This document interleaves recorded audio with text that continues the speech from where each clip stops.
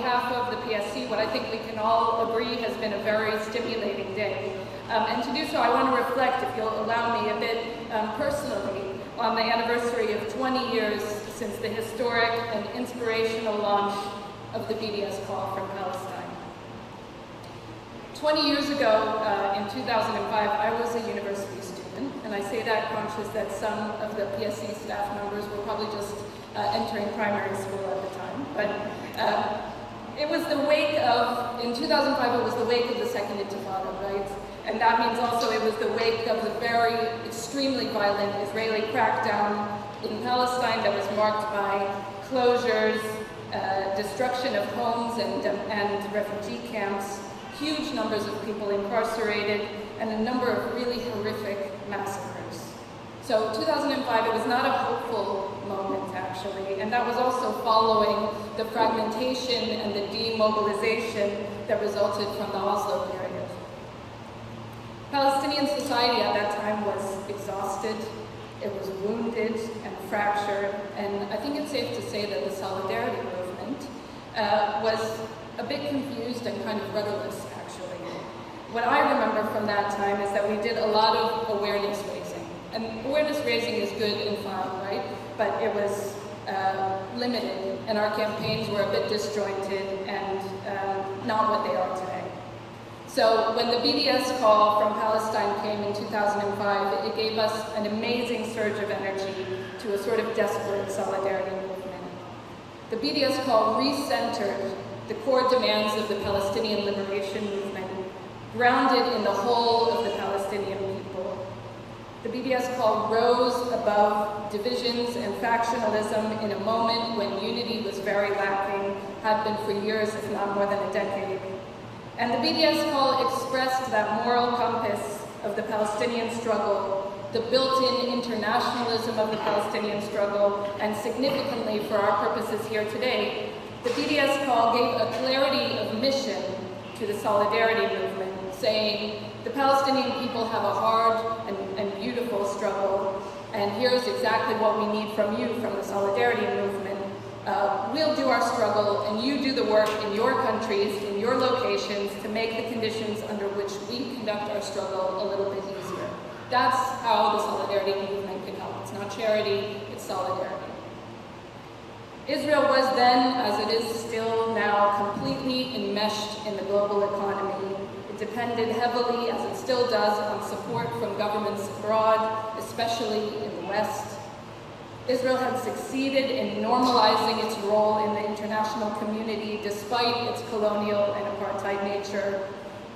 And so we were told in the BDS call, make Israel's strength into its weakness, and run campaigns to denormalize Israel in your academic and cultural institutions, the banks and shops on your high streets, the government officials that are supposed to democratically represent you.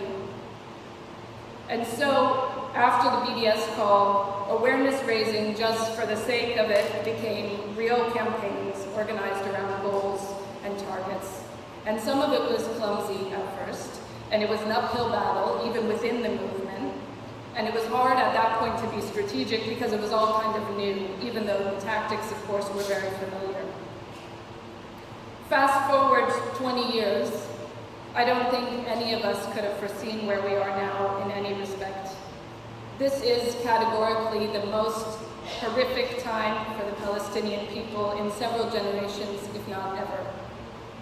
Israel's genocide in the Gaza Strip, with unspeakable violence and incalculable loss, the intensity of Israel's ethnic cleansing in the West Bank, meanwhile, the mass imprisonment and torture of Palestinians, the horror of which we only know a sliver.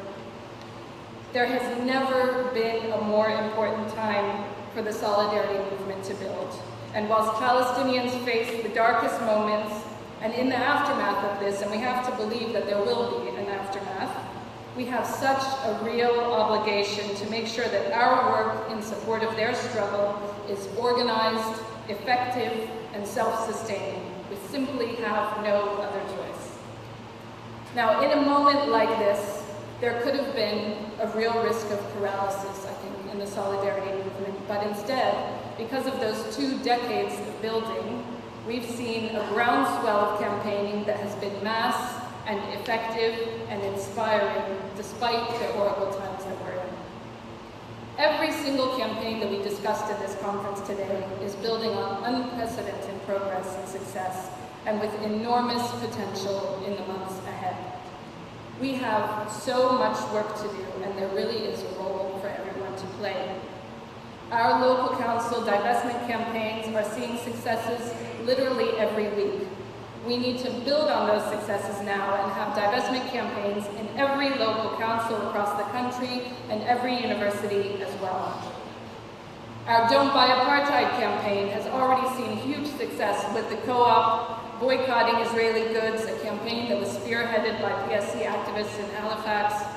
But now we need every town and every city to have campaigns like the one in Bristol that we heard about today, so that every town's high street is on its way to being an apartheid-free zone. Thousands of people have closed down their Barclays accounts, but we need thousands more, and for every Barclays branch to know that local residents will not leave them alone until they divest. Every single MP needs to hear from their constituents about the need for sanctions, and every cultural institution needs to be taking a stance against genocide. That's a lot of work, but that's not it, because also every single one of us and every single person we know needs to be on the streets next Saturday for our next national march, to be sending a message to the government that you can try to restrict us, to silence us, but we will continue to come out in our tens of thousands to demand an end to this government's shameful participation in genocide and an immediate end to arms sales to Israel. 20 years ago, the Palestinian call for BDS animated and focused our movement.